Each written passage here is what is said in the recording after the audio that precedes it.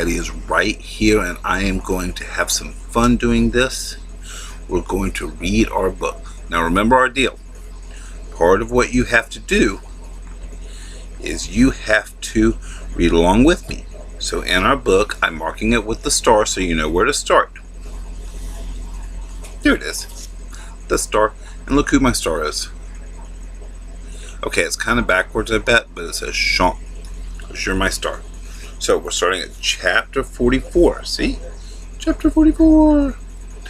Page 180 in your book. So I'll give you a minute to open that up. Doop, doop, doop, doop, doop. I'm going to pop some tags. Got $20 in my pocket. Okay, we there? All right, there we go. So chapter 44. You reading along? After E and I complete our silent reading period in the afternoon, E's a very fast data scanner. He finished Charles Dickens' 736-page novel, David Copperfield, in 60 seconds. We're able to work up a quick plan. You will need to contact Mother, E whispers. I already texted her, I whisper back. She'll be here 5 minutes after dismissal, in costume. Cool, says E. We go directly to the bike rack. I remind him. No stopping to sign autographs. E nods. He understands. His fans might be disappointed, but saving Trip's butt comes first. Coffee break. And turn the page. The final bell rings. E and I get to the bike rack before anyone else. Anybody else? I can't read tonight for some reason. I figure it might take Trip a little while to exit the building. Don't forget, his brand new remote controlled robot moves slower than most snails when they're crawling through a swamp filled with syrup. I check the parking lot and look for Mom's van. I don't see her, but I do see that black SUV again. It's parked in the street right in front of the school building. I think that car is following me, I say. I see it all the time. He makes some zurr, whir, zurr noises as he rotates his head so he can line up his eyeballs with the SUV. Next I hear a quee-vroom sound as his ice blue LEDs telescope out about an inch. Then there's a clickety-clunk-clunk as his eyes retract. Not to worry, he reports. I scanned the SUV's license plate. Indiana Notre Dame vanity plate, AA999. Using my internal Wi-Fi, I ran that tag number through both the police and FBI databases. The vehicle in question does not pose an imminent threat. You're sure? Positive. Then why is that same SUV always popping up in weird places? Those new eyebrows Mom gave E? They twitch a little. Unknown, he says. Turn pages. See? It's been parked outside our house a bunch of times, I say. It followed us to school the day you first rode your bike. Really? Says E, his voice cracking a little on the vowels. Fascinating. And you know what? I think he's lying to me. You're sure that creepy SUV isn't dangerous? I say. Affirmative. And we don't have to worry about the creeps driving it? Affirmative. E? Standing by. You're sounding all robotish again. I'm sorry, forgive me, I beg your pardon. I don't push it because finally Trip comes out the front doors with his toy robot shuffling along beside him. It's doing Deck the Halls again.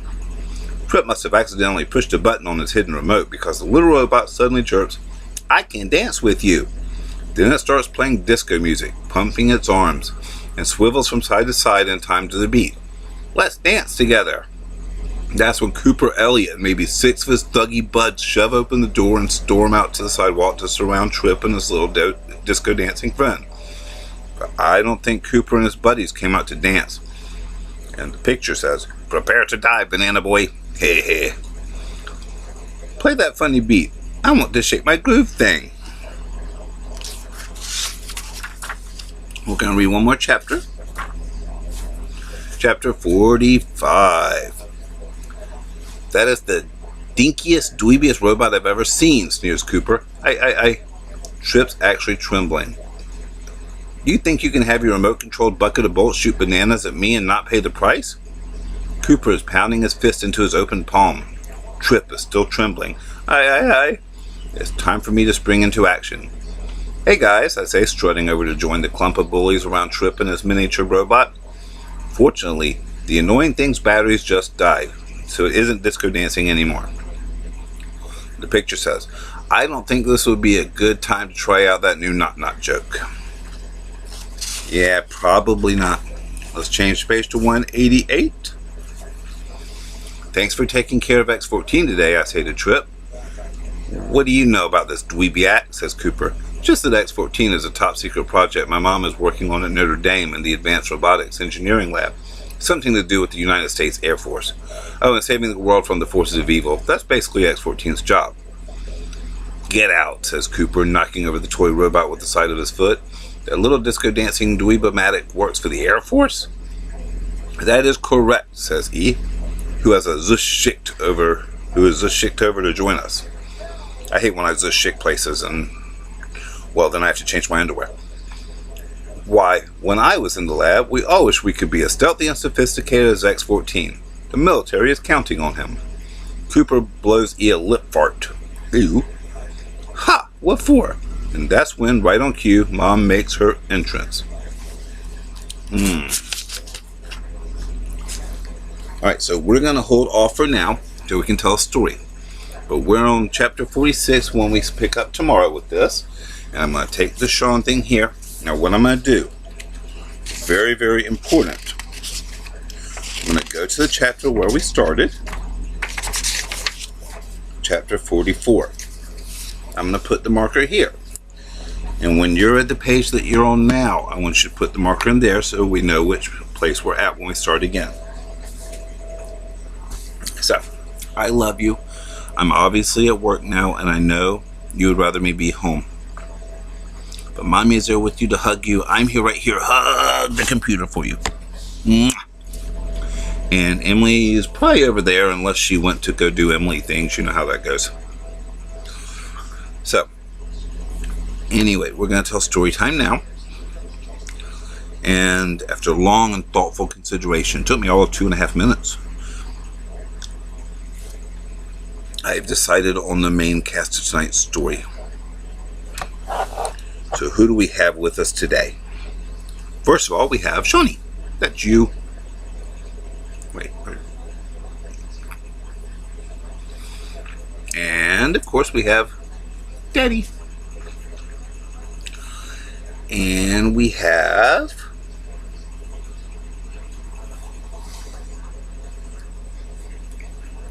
Shawnee.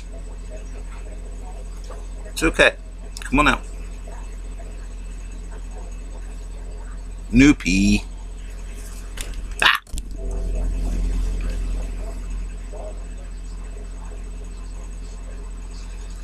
I see my face. Oh. Hello, Shawnee. And of course we have Big Reddy. Hey, yo, Shawnee. Now, and the new one tonight for tonight's story. Now, we all know the superpowers. Noopy puts on his outfit, and he has his special power of shooting lasers, and he can fly. Big Reddy, of course, can make himself bigger. But we have a new one tonight, and he's going to have a new superpower that you're going to find out about during our story. Hello, Shawnee. Say hi to Rexy. I have sharp teeth. That's not your superpower. Oh, yeah. Oh, those are sharp. Oh. Okay. All right. Good boy. Down boy. All right. And, of course, we have Leo the Terrible. Looks scary, doesn't he? So, all of a sudden, Sean is out. And he is walking home from the bus stop on his way back from school. When who comes to attack but a weird looking guy with a coat on. He's looks like he's 232 years old. You know, kind of Aunt Mary Fran's age. And on the way back he says, "Give me your clothes, little boy." And Shawnee says, "No." He says, "I am the clothes stealer. I take everybody's clothes. Everybody will be naked when I'm done with the world." Shawnee said, "Okay, 2 problems here. Number 1, I like my clothes on. And number 2, it's cold." And the clothes stealer says, "I steal all the clothes. Everybody's naked when I'm done with them. You don't have a choice." And Shawnee says, oh yeah, watch this. And Shawnee said, hey, look over there.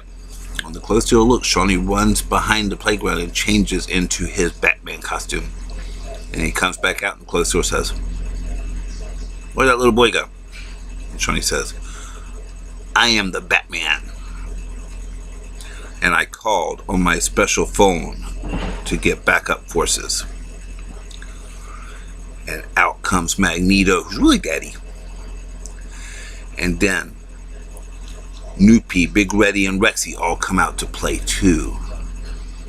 He says, you're alone and there's so many of us. And the clothes dealer says, I am not alone.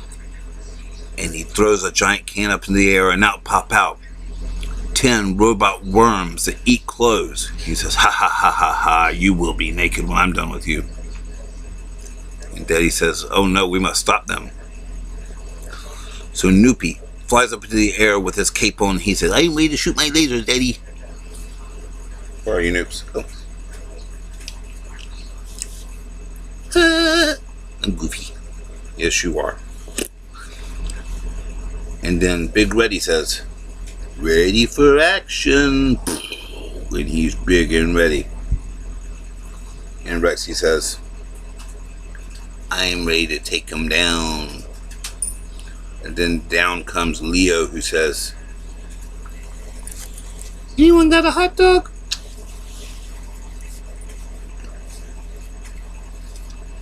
Wait, wrong end. So Rexy shoots himself up into the air. He can't fly, but he can glide a little bit. Leo, please quit kissing Rexy. And Rexy shoots a giant fireball, and it takes out 3 of the worms. It goes, poof, poof, poof.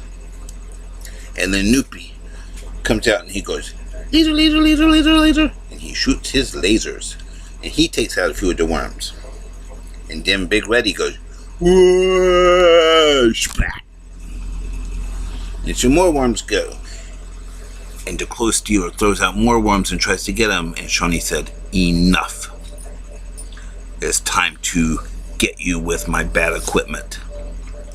And he takes out his special batarang and he throws it. And it slices through 5 worms. And then Daddy jumps out in his Magneto and he uses his metal getting and takes all the worms and twists them into a giant ball. And then Shawnee picks up the ball and hurls it at the clothes dealer. And it whaps him in the tummy and the clothes dealer falls down and he says, oh!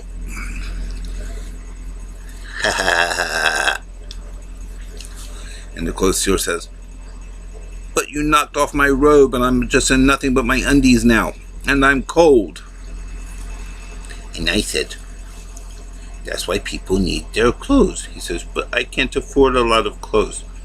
And Shawnee says, but you have your coat on, so you're okay, right? He says, yes, but I don't want anyone else to have them.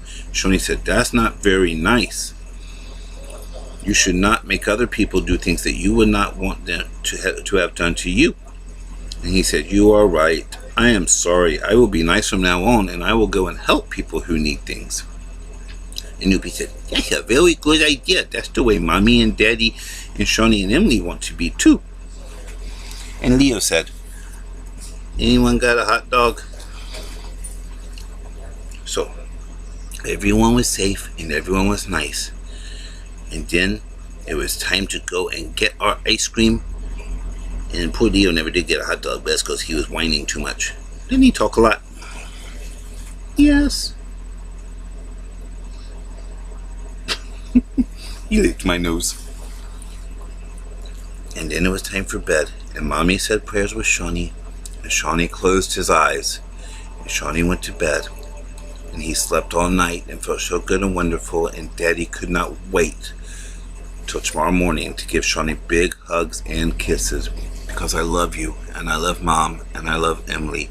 And I love Leo and Pretty too.